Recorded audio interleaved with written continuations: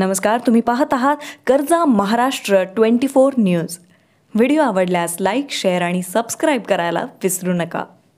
अयोध्येमध्ये श्रीराम प्राण प्रतिष्ठापना कार्यक्रमाची धुमाकूळ असून महाराष्ट्र राज्यात देखील या निमित्ताने शहर व ग्रामीण भागात कार्यक्रमाची कलाकृती बघावयास मिळत आहे। अनेक ठिकाणी श्रीराम प्राण प्रतिष्ठापना होणाऱ्या दिवसाची वाट भक्तगण पाहत होते। या निमित्ताने बोर्डा सराखा येथे वारकरी संप्रदायाच्या सदस्यांनी भव्य रॅलीचे आयोजन केले होते।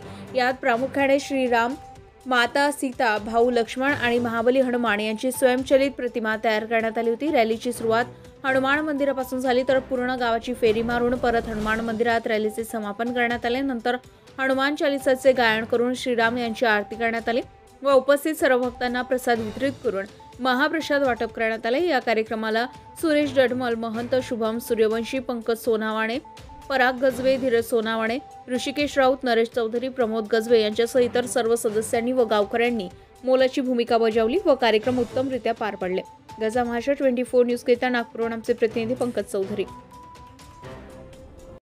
ताज्या घडामोडी आणि बातम्या जाणून घेण्यासाठी कर्जा महाराष्ट्र 24 न्यूज या आपल्या YouTube चॅनलला सबस्क्राईब करा आणि बेल आयकॉन दाबायला विसरू नका, जेणेकरून आपला व्हिडिओ आल्याची ताजी खबर तुम्हाला ताबडतोब मिळेल।